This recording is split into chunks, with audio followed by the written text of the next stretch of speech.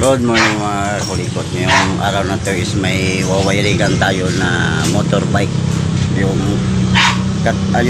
kuan niya, yung body niya is sa bike, din may naka-attach na makina sa motor. So ang tawag doon is motorbike. Ewan ko lang kung anong tawag sa iba. So ngayon ito siya mga kulikot. Yan siya. Yan siya. Wala siya wiring. So lalagyan natin yan lahat ng regulator, CDI, at saka yung mga ilaw niya dito sa harap, kasi ilalagay lang namin dito is mini driving. So bago po umpisahan, don't forget to subscribe my channel and click na rin yung notification bell para updated kayo sa lahat ng video ni upload ko. Itong ginawa namin, kami lang nagkasimbol nito mga kulikot. Kung sinong gusto magpagawa, punta lang kayo dito sa Spy Kobe Motor Shop sa Highway 1, Barangay Sarmiento, parang Maguindanao. Yan o. So yan yung wiringan natin. Wala pa yung wiring kahit na isa. Ang meron lang dito yung side mission nya. Yan. Yan o. Yan. O, pati yung sa stator nya. So lahat yan ituturo ko sa inyo mga kulikot. So hindi na natin patatagalin pagkatapos nito.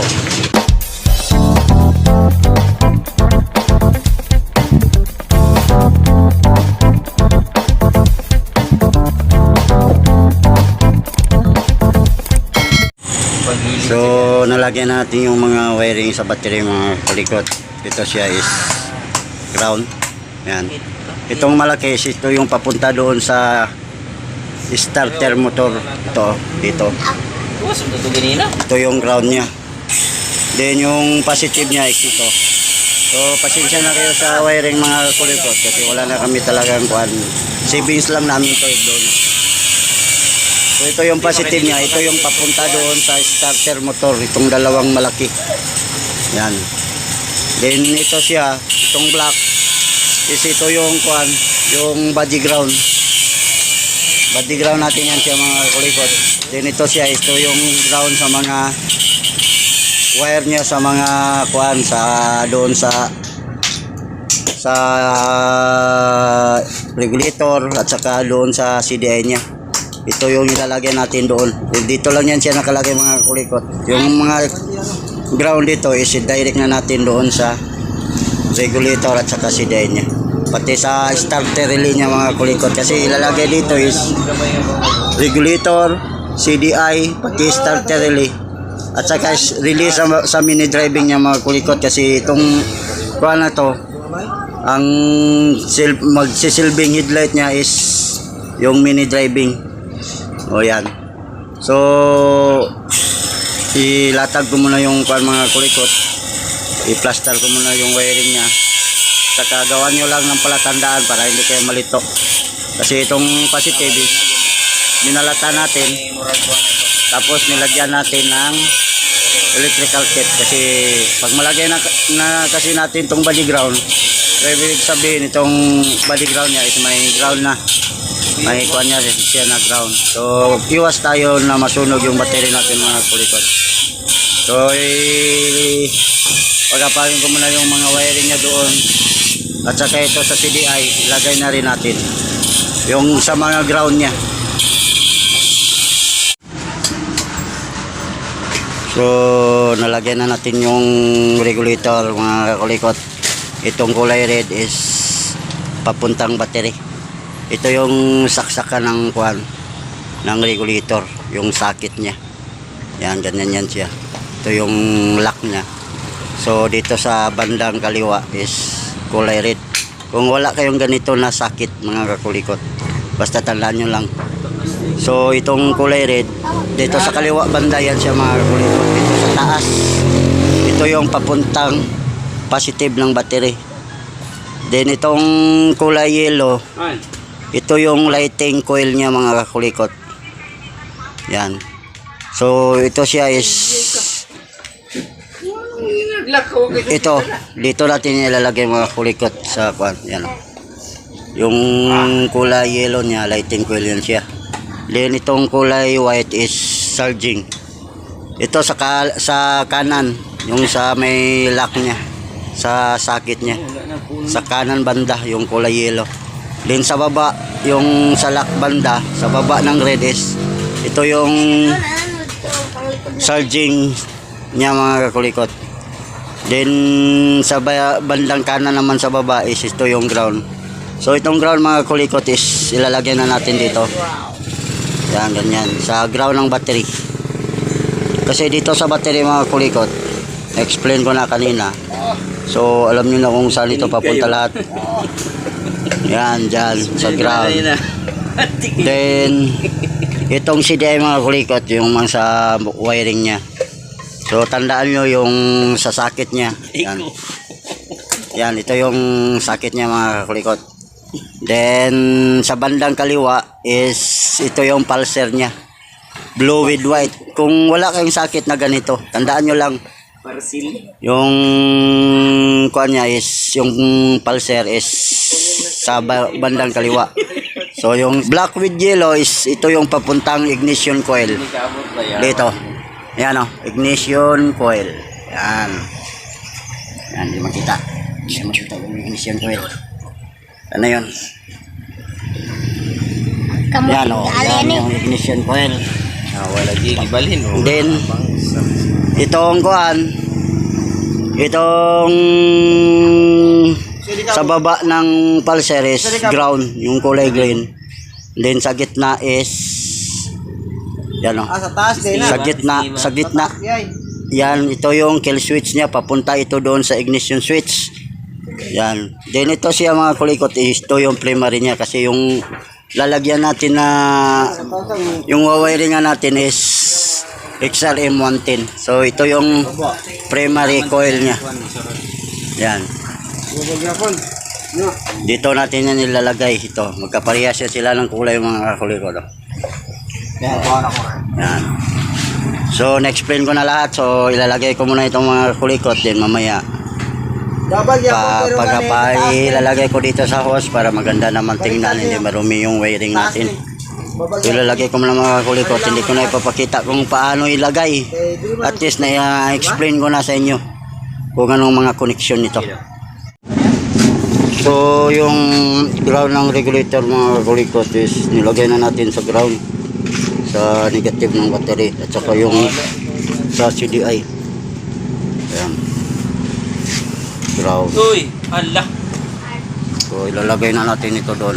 Bis na napay magamitan anak kay wala ka tanaw-man. Paurot na gid noon. Ilalagay na natin diyan sa lalagyan ng battery. Uyo ba? Ayan mga kulikot, nalagay na natin yung dalawang wire na charging, yung kulay white at saka yellow.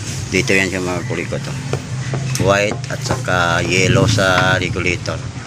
Then doon sa stator banda is white at saka yellow rin. Yan, so disregard na yung mga wiring na ginamit ko, hindi na yan naka-color coding. So Wala na itanda-tanda kay gawa nyo lang ng tanda para malaman nyo kung saan yan siya papunta. So ako mga kulikot, may tester ako na digital. Ginagamitan ko ng continuity para hindi tayo magkamali kasi dito minsan nakakalimutan natin kung saan banda yung kuan dito, yung pulser, yung ignition coil at saka yung mga kuan dito sa CDI niya. Ito yung socket ng CDI mga kulikot. So testisteran din natin yan para hindi tayo malito at saka hindi mali yung kuan natin, yung pagka-wiring sa motor para hindi masunog. So yung wiring ng stator is na kumpleto na natin. Yung pulser is nalagyan na natin. Yung blue with white, dito yan siya makikita mga kulikot sa may CDI, yung socket ng CDI. Yan, blue with white. Then yung primary coil nalagyan na rin natin. Dito din yan siya mga kakulikot sa CDI. Yan o, black with red. Yan, black with red. Then dito black with red. Then yung kwan lang, yung dinugtong ko na wire, wag nyo na yung isipin. Ang isipin nyo yung wire ng socket. Yan, naka-color coding yan siya mga kulikot.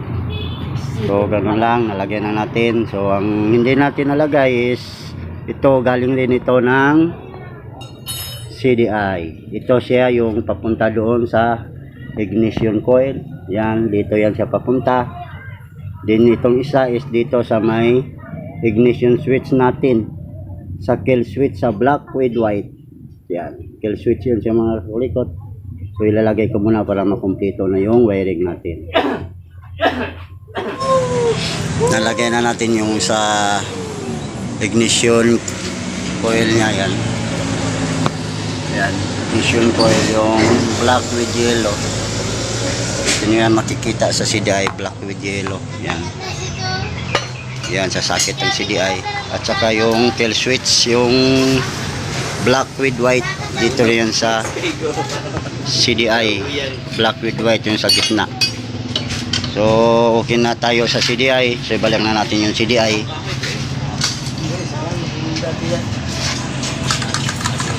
Yes, ang kulang na lang naging ignition coil natin yung ground. So magpagapang lang tayo papunta dyan yung ground niya para yung motor is mag-start na. So yun lang ang kulang natin. So ito na yung starter mga kulikot na nalagay na natin. Pasensya na hindi ko napakita kasi yung cellphone ko is nalubat. Charge mo na yung cellphone. Nalagay nang walang paalam. Kasi ito siya mga kulikot. Itong kulay green. Dilugtungan ko ng black. Ito yung ilagay natin dito sa ground. Sa body ground. Tinitong kuan. Ito siya yung kulay red is dito. Yan kulay red na yan. Diyan natin ilalagay mga kulikot. Then yung kuan. Itong mahaba. Ito yung positive ng mga kulikot kasi itong starter wheel natin is positive trigger. So yung negative nito is dinire ko na dito. Itong kulay black is negative to siya. Kasi apat na terminal ito siya mga kulikot. Yung dalawa sa baba is positive negative kahit na magkabaliktad. Pero dito sa taas yung malaki is hindi pwede magkabaliktad kasi hindi lalabas ng power yung motor ay yung motor yung motor nyo ay yung starter nyo pala, sorry. Yan, so pasensya na talaga hindi ko napakita kasi nalubat yung cellphone ko. So ilalagay na natin, set up na natin itong mga maliliit mga kulikot. Wala na ito, sa mini driving ito siya mga kulikot. So marami rin akong video kung paano magkabit ng dalawang relay sa mini driving. So tingnan nyo lang sa channel ko kung gusto nyo matuto. At least dito mga kakulikot, kung masundan nyo yung tutorial ko is pwede na kayo mag-wiring ng isang motor. Mapaganan nyo na. Kaso lang ito siya primary trigger, hindi battery operated yung CDI niya, primary. So yun lang pagkakaiba niya mga kakulikot. Kasi primary coil siya. So nasusunog na yung paa ko mga kakulikot. Ayan. So yan yung wiring niya. So relax muna tayo kasi lalagyan pa ng petres yung motorbike. Ayan. So, ito yung shop namin. Kung gusto nyo magpagawa, punta lang kayo dito sa Spy Kubi Motor Shop. Yan o, nagdadiagnose din kami ng ipay. Yan lahat ng motor pwede namin i-diagnose. So visit lang kayo dito mga kulikot kung gusto nyo magpa-wiring ng personal kay Drain Kakulikot. Ito yung highway niya, tabi ng Magelco office, kaso walang pangalan yung Magelco. Yan. So i-sit up mo muna yung wiring mga kulikot. So sa ignition switch na tayo mga kulikot din. Yung ground ng ignition coil natin meron na. Lagyan na natin ng ground yan siya. Din ito siya mga kulikot, ground din ito siya mga kulikot. Din itong dinugtong ko na wire, ito yung ground ng mini driving. So ito siya mga kulikot, dito natin ilulugtong sa ignition switch. Ang hindi pa natin nalagay sa ignition switch, kanina nilagay natin yung kill switch. Ang hindi natin nalagay itong ground, yung battery, Then last, ito yung battery, yung kulay red. Then yung black is ito yung accessory line para papunta doon sa mga switch natin. Ito sa switch ng starter at saka switch doon sa busina natin yan. Serbato sa Bisaya pa. Gago! Yan, yung switch ng busina natin. Itong accessory line. Yan, tapos na yan. So ilalagay ko muna mga kulikot. Itong kulay red is ito yung galing doon sa battery. Dito sa battery. Yan, itong kulay red. Yan, dito natin yan ilalagay sa red, sa ignition switch. Then yung accessory line is papunta na yan doon sa harap ng motorbike natin. So ilalagay ko muna mga kulikot. Hindi ko na ipapakita kasi haba yung video natin. So tapos na natin yung doon sa ignition mga kulikot. Yan o, pastar na yung wiring nya. Yan. So dito sa harap mga kulikot, itong dalawang red is kung ito siya, trigger doon sa relay niya sa mini driving. So kung gusto niyo makita yung paano ito piniring yung mini driving, tingnan nyo lang sa YouTube ko para makita nyo naman kung paano ginawa, paano pinagdudugtong yung wiring, kung saan yung mga function niya. So ito siya mga kulikot, ito yung accessory line niya, yung galing doon sa ignition. Yan yung ignition niya, ignition switch. So ito yung accessory line niya. So dito tayo mag-attach ng mga kuha natin, yung sa busina at saka yung sa starter natin. Oh, yan. So ilagay na natin pati yung itong common ng high and low sa mini driving niya. Diyan na natin ilalagay dito sa accessory line. So yan. So dugtungan ko muna yung wiring mga kulikot para matapos na. Kasi yung starter niya is nalagay na rin natin yung black at saka red.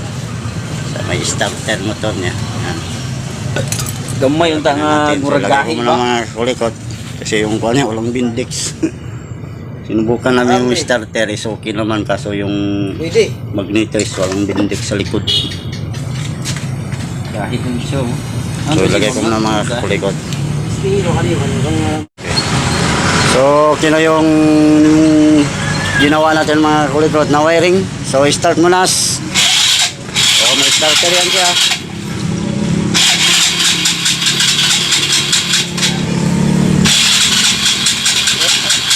Start na lang nas. Wala ko na sa YouTube ni. So yan. So mini driving nas. Mandar na. Then busina. So yan ang mga kulikot. Yun na yung wiring natin. Sana may natutunan kayo.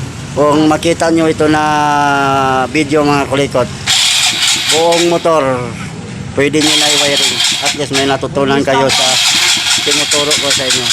So maraming salamat, and don't forget to subscribe my channel, Dren Kakulikot. So ayan na po, tapos na po. Ayan, kompleto na yan. Andar na yung motor na motorbike. So ingat, bye bye.